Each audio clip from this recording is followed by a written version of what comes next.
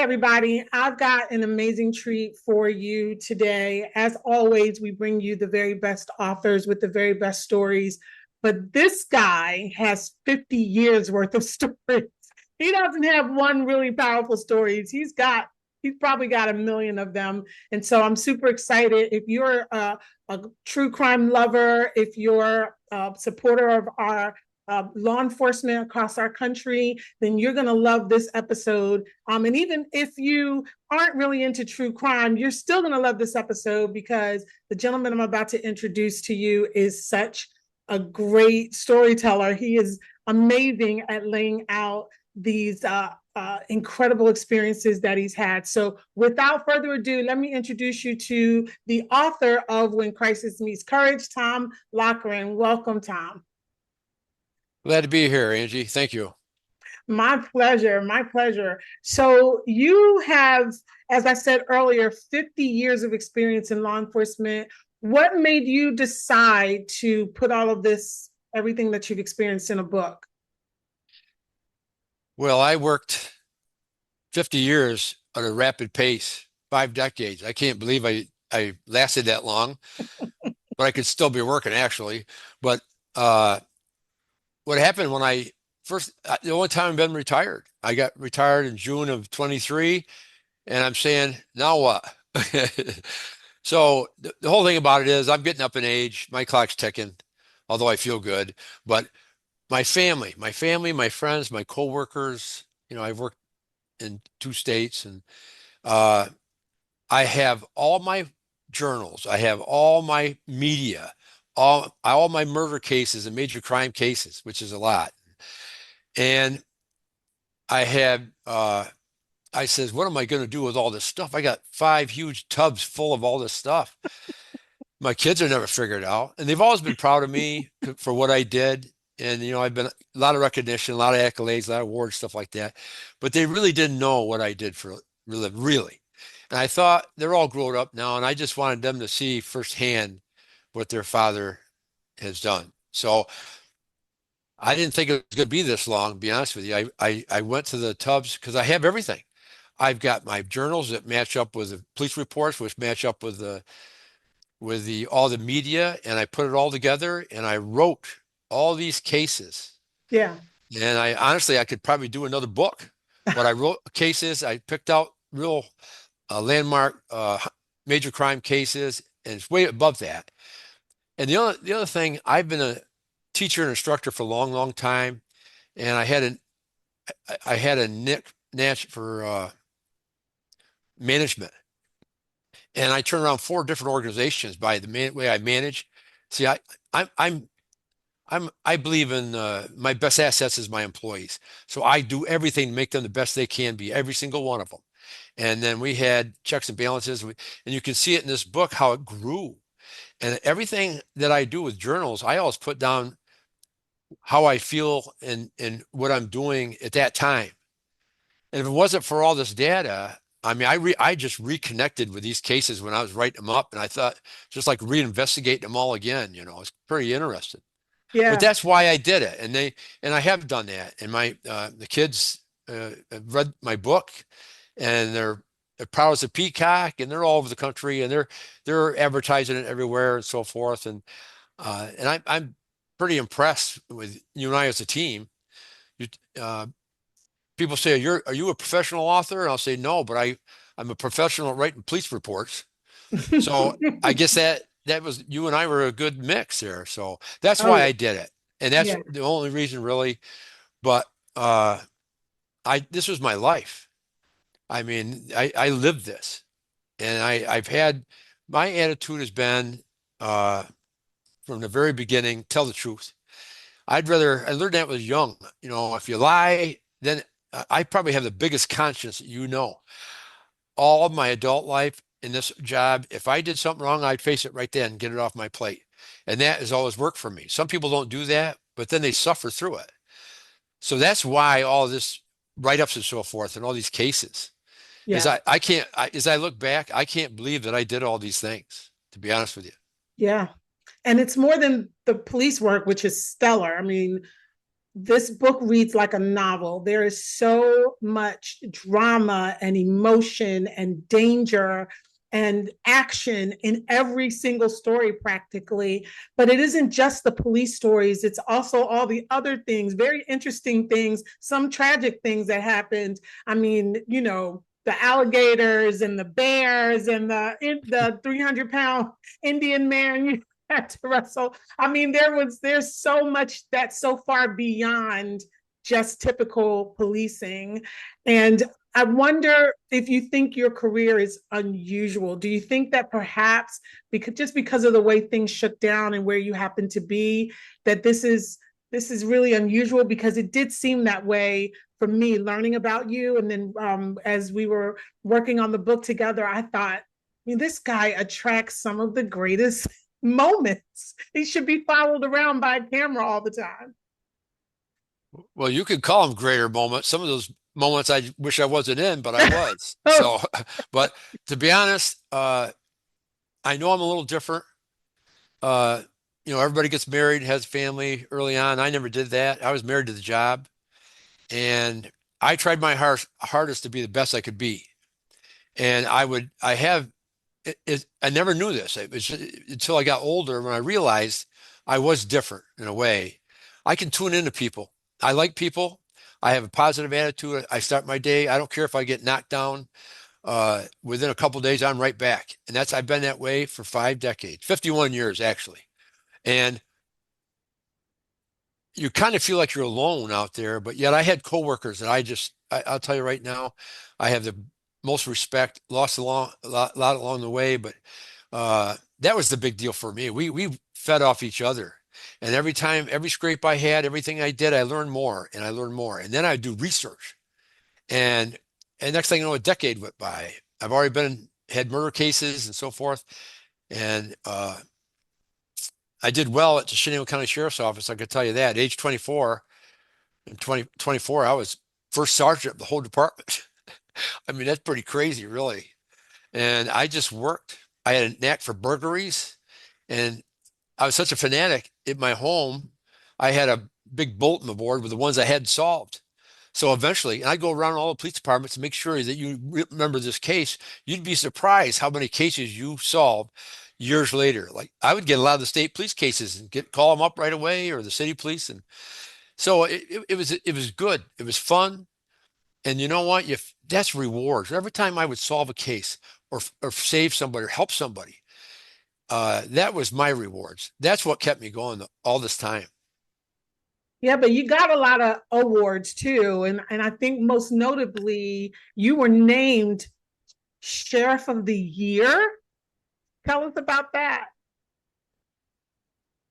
Well, uh, I've been named the department's Officer of the Year many times, and then I've had the state sheriffs were considered me for the Officer of the Year, but I didn't come in first place on that one, but I did with the Miccosukee Indian tribe. I had several times they submitted my name in the Dade County Police, the whole county, for Officer of the Month or the Year, and I did the same thing in the state. Every department I've ever had, I've been good at standing. I've never been disciplined or written up in any place in 5 decades. Except at the end at Miccosukee when I decided to leave there for all the right reasons though Yes. when I went back. But yeah, it's just I have no regrets. All these murder cases and so forth, I live, eat, and sleep. And I when became sheriff in '92, I retrained the entire agency. I brought people out of Miami to help me. I used the military and next thing you know, we had a class act organization that was accredited in all the policies, which means you're really operating by the best known policies there are. And you could get sued, but we would go. We were great at going by our policies, and they would lose because we did go by. But that saves you a lot of lawsuits and so forth when you win those cases. People quit selling, they quit suing you and so forth like that. But the whole thing about it is the murder cases are really extensive. I mean, you might have 300, 400, 500 pages for an investigation of a murder case. and especially with the medical and all that, you know. And I proceeded on. As a sheriff, we were a standout statewide, nationwide. We got attacked on 9/11, and you could say good luck, bad luck, but this is my whole life. I was the president of the New York State Sheriff's Association after we got attacked, right after. And next thing you know, I'm representing all the sheriffs of the state of New York, which is a very powerful organization, the Sheriff's Association. The office of sheriff, each sheriff is usually the number one vote getter of every county. So when you put all the sheriffs of the state together, you've got some clout. And we all work together. We're all kind of the same the way we think, all different, but the same what we do. Well, George Pataki, he's one of probably five governors that appointed me to different boards and so forth on the state. He was the best governor I ever worked for. He was governor when we got attacked on 9/11, and that changed everything. And that was a huge move in my place. I didn't know it was even going to happen, but it did. So I represented the sheriffs. We formed a New York State counter executive terrorism team, and it was statewide. And what that meant was the state police, the chiefs of police of the whole state, the sheriffs of the whole state came together, and I signed a contract, and the superintendent of state police and the president of the chiefs to work together with no turf war, no anything, and we actually with under Governor Pataki's umbrella of the new security for Homeland Security, we had the federal government there, FBI, New York City, best of the New York City police were there. We were meeting every couple of weeks, and we formed an army of officers. The entire state formed, and the officers on the streets everywhere, if they saw anything that was terrorist oriented, they thought they would call these. We had two new intelligence centers that had FBI in it, all the state, county, law enforcement, everybody was there. So we were getting the federal terrorist list coming back to its street within 20 minutes. We knew if somebody was a terrorist within 20 minutes. So that was pretty impressive. So even in our rural county that I worked as sheriff, we interrupted a terrorist cell and then upstate because these terrorists were afraid to stay in New York City because they had more resources than anybody else in the state. But that got me thrown into national terrorism, state terrorism. In fact, myself and a sheriff from Rockland County, Jim Kralik, who did the whole model for the state for our for law enforcement for terrorism, counterterrorism. Him and I and a guy by the name of Bart Johnson, colonel of the state police, we went to the FBI and did a whole presentation to the FBI trying to get them to take a better uh, leadership for each state, not just New York. And so they worked with us hand in hand. And that's how it all started. That was one, but that was a big deal. We ended up having we went to New York City, had a ceremony there. It was huge. Well, it was televised nationwide, pretty much. All our sheriffs were there and the families and so forth. And we laid a wreath on that uh, at ground zero.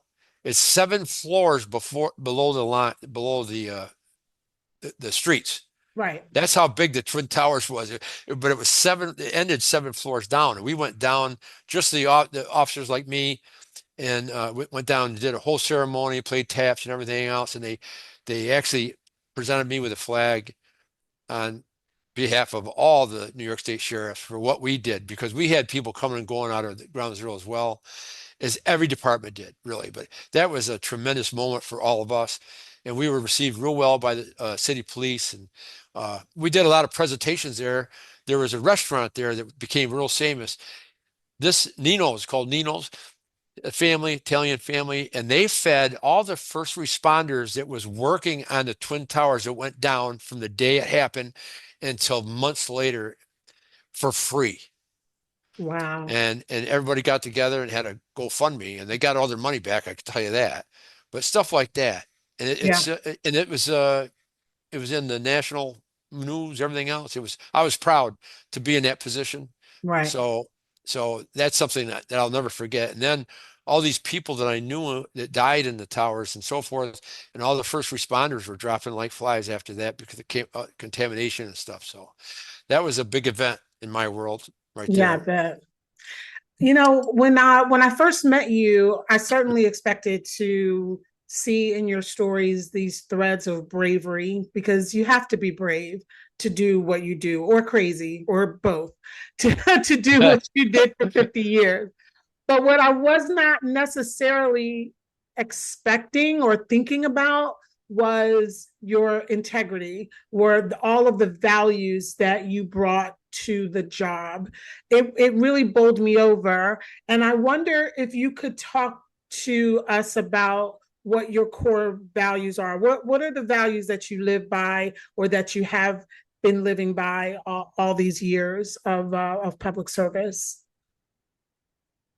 Well, I didn't know this at the time the way I was, but as I look back and I learn, because I'm always studying what I do and what I don't do, or what I you have no idea how many times when I started as an officer that I would lay at night, I'd go to bed, I'd lay there and think about all the things that I did that day or 2 days. And some things, I have a heck of a conscience, and I think I mishandled this call a little bit. You know what I mean? Or I lost my cool or whatever. And I would literally, I had to get that off my plate because I knew I was wrong. I would go back and fix it.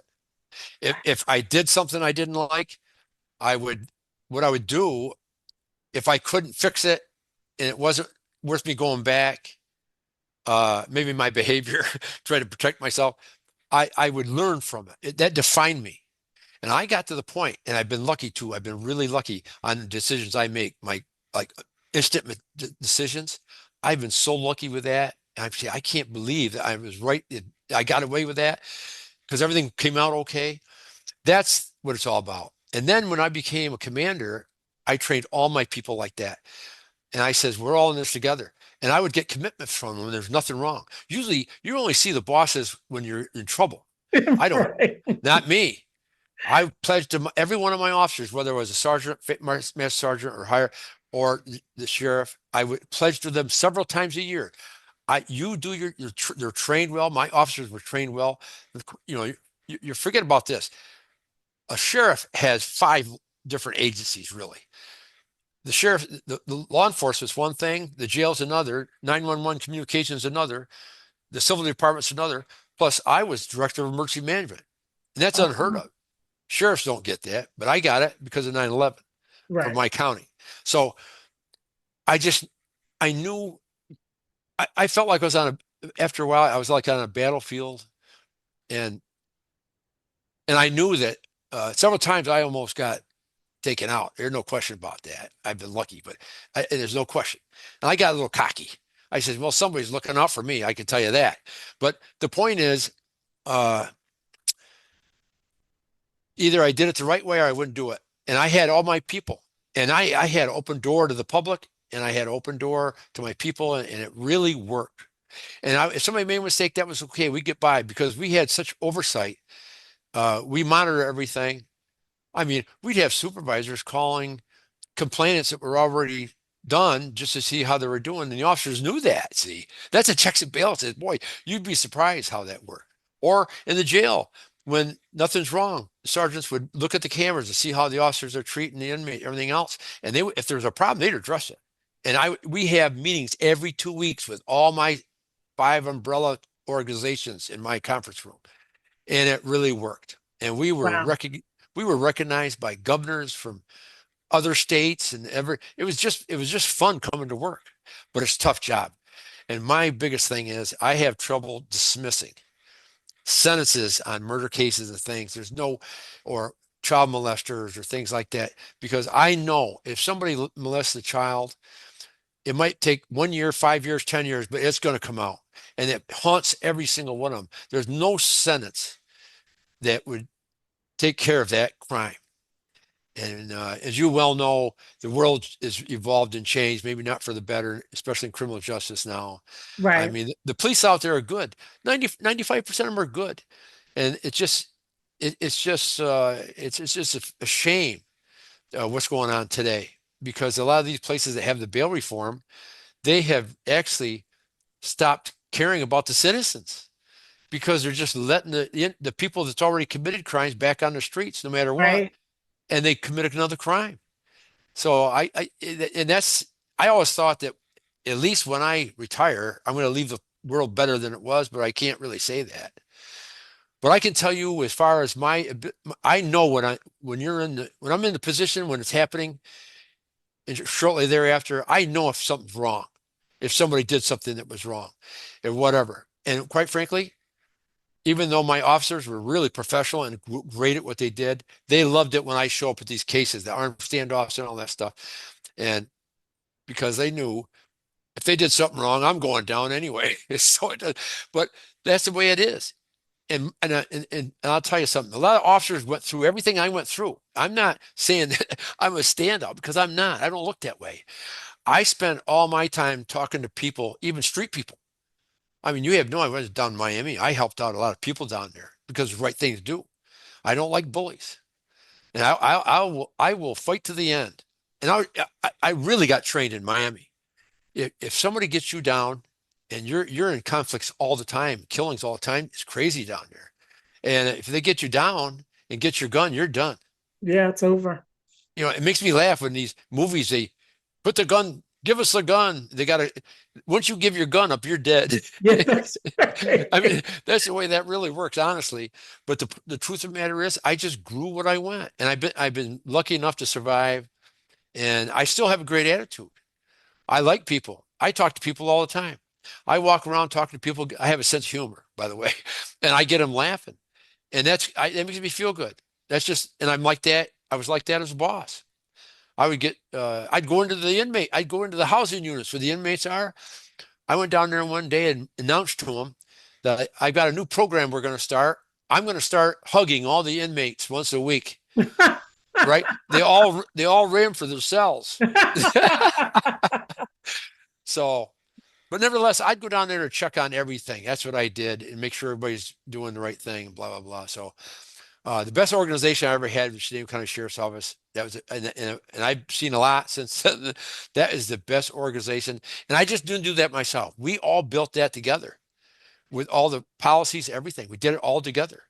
And when you have your employees and your officers in the middle line and upper management, they're committing to this idea because they're all involved. They can't complain about it, can they? So it all did well, but I have never seen that kind of organization since then. Wow. Well, it has been an illustrious career. And I just want to read a quick excerpt from this amazing book, When Crisis Meets Courage. This is from chapter 3, Making Moves. And Tom writes, my first murder case came hard and fast. December 13th, 1976, a date I will never forget. We arrested a man named Walter Park from Mount Upton, New York, for the murder of a woman named Carol Raymond. She lived at the Anthony Apartments on Route 12 in Oxford.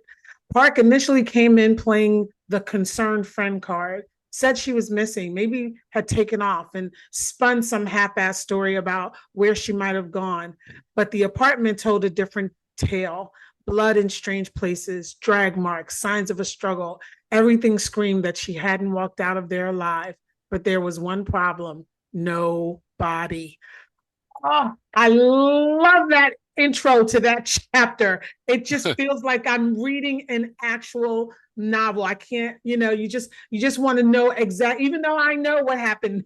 I want to read it and know what happens next again. I mean, that kind of investigative prowess, just the ability to survey a situation and know what's really going on beneath the surface. I mean, that's just incredible police work. Well, I will tell you that case right there. That wasn't the first murder case I was involved in, but I was a lead on that one. Mm-hmm. And I went to it, and this Walter Park, you get an ability to tune into people. You get the ability to tune into people, and you get all the police can relate to this. You can you could you scan everything. Where you go into a restaurant, you sit with your back to the wall. You scan everything all the time, whether you want to or not. And you scan people, you scan this. And I was very good at interviewing people and figuring them out sooner or later. And then you got to say the right things because even though they've done a murder or did something wrong, they have a conscience in them that sometimes you got to get them to that point. You know what I'm saying?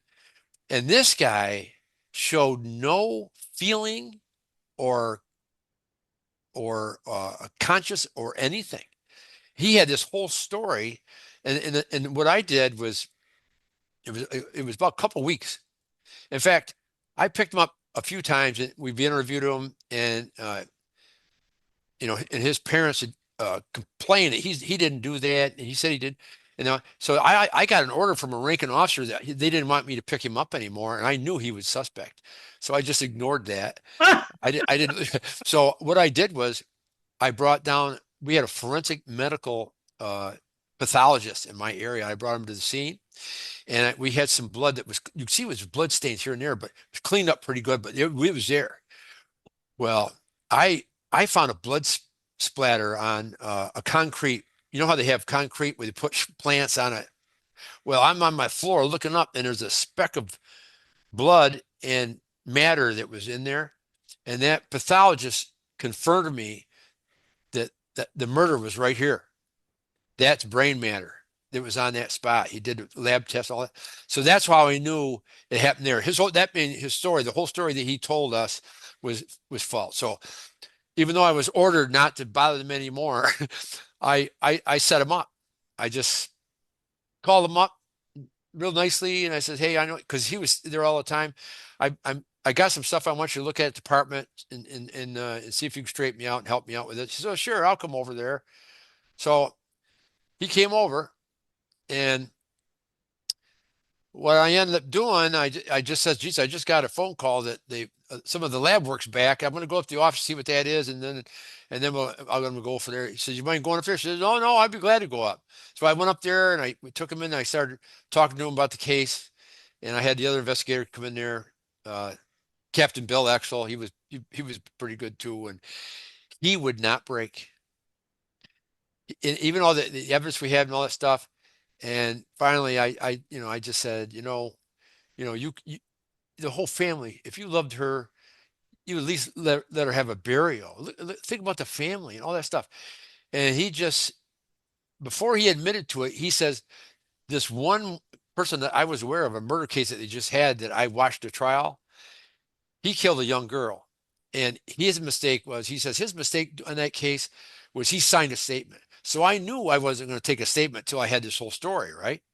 Well, he told the whole thing. And then when we tried to take the statement, he says, "I want a lawyer." He should have done that before. He didn't. But anyway, I had everything. And and then I had to testify without all those pages. I had 4 legal sized pages that I wrote notes down in. I had to memorize all that. So it was quite an experience for me. Yeah. And it was such a accomplishment. And I was commended by the district attorney and so forth. But when I got done, it, that's not enough for what that person did to that family. Yeah. And I can tell you that through all these cases, all these child cases that I've handled and so forth in my department. I'm so proud of my employees and the ones that are still around. They were excellent. And they love this book, by the way. The I book, bet they oh do. yeah, they really do. Because we didn't get paid much money back then, even when I went to Miami, until I got to be up in the sheriff and so forth. And as commissioner, I was commissioner of the state commissioner of corrections. I just picked up where I left off because I was appointed. There's 3 commissioners there, and they're all class acts. I'll tell you that. And quite frankly, we investigate all the death cases in all the prisons in New York State, with the exception of the federal prisons. And then we have all these tremendous medical investigators and regular investigators that do that. And we have a medical board that consists of professional doctors, prosecutor, forensic psychiatrists. These were people that are well known. Now, Dr. Michael Baden was a pathologist there. He's famous for all these cases. All these cases. Einstein, he was Epstein's case. He was involved in that, and many others. He was involved in my Lucid case that I have that's in this book. But he was there, and boy, did I get an education in that position. And we would actually investigate all the deaths in every jail. and then we present it to them, and we'd have to follow it up sometimes with, and then they also determine whether or not the medical at the jails or they received for the inmates in the hospitals were appropriate. And sometimes we'd go after licenses for doctors and everything else as a result of that. So Yeah. that's another, that was just added on to my, all the, we have several hundred cases we investigate a year. And those files are 500 pages wide, easy. Wow. So, so yes, I've had a long career, and I'm proud of the people that I've worked with. That's the whole thing. Yeah. Uh, and they could see, at least they get, and all these officers that I've worked with are pretty good. A lot of them didn't make it, and they didn't do anything wrong. It was just their time, and they're gone. You know what I mean? Um, yeah, for sure. Well, we are so glad that we have had the opportunity to, hear your story and literally just walk through these 51 years of service with you. And not only does your family love this book and your employees and community love this book, but this book has been nationally recognized by the American Writing Awards, which is, in my opinion, the most reputable award company in the country, in the world. They actually have an international division now, but certainly in this country, they're one of the biggest.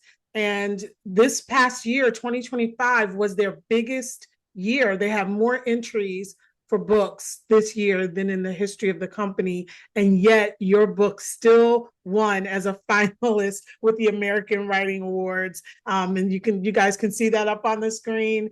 And that's just something I know you must be incredibly proud to know that industry professionals, read your story and felt that it deserved that recognition. Well, I had a lot of help, Angie, as you well know. My writer was very good too. And, Well, you and made it easy. You made it easy. You put a lot of meat on the bone, as my mother would say. well, I put you a lot through because I have to have everything uh absolutely right, Yeah, the yeah, facts. And right. I appreciate your work in that as well. But I will say we had our cases, our major crime cases and murder cases. We were on several shows for crimes, HBO, crime stories, forensics, all that stuff. And it goes on America's and on and Most on. Wanted. I think Yeah, you were on America's Most yeah. Wanted. Miracles Most Wanted. I dealt with him 3 times. I know John Walsh. Yeah, He used to come to our conferences and we'd talk, and so forth. So it's been a good career. really has. And I still support the police 100%. Yeah, I do too. 1000%. Absolutely. So with that, we're going to close. I could talk to Tom for an hour easily, and we still wouldn't scratch the surface. There's so much that could be said, but I know that people are going to want to get in touch with you to invite you to come and speak or invite you to appear virtually. How would people get in touch with you if they would like to explore that a little further? I would say the best way to get a hold of me is my email, and it's T as in Tom 0415 T as in Tom at AOL.com. You can get a hold of me that way. Awesome. So we'll go ahead and put that up on the screen. And certainly you can also drop a comment here in the chat and let me know that you want to reach out to Tom, and I will connect you. Also, like this video. I think we're in a weird era in American history with lack of respect for our law enforcement officers who literally put their lives on the line every single day, literally may not come home because they want to protect the community. And sometimes when one or two incidents occur, some bad actors or whatever, we vilify the entire police community. But I will tell you that Tom is a stand-up guy. So many people in his book are heroes for what they have done, and so many of his comrades have fallen because they were there doing their duty. So I'm going to ask you to like this video, comment, definitely go get the book. It's available everywhere. You're not going to find any place that it's not there. So wherever you like to shop, go and get it. It's on ebook, it's on audiobook, it's out there, and it's ready for you to not only read and enjoy, but share with others. Tom, thank you so much. I appreciate you for being with me and for sharing your life story with the world. It's been my pleasure. Awesome. Guys, I'll Thank see you. you all next time. Bye-bye. Bye.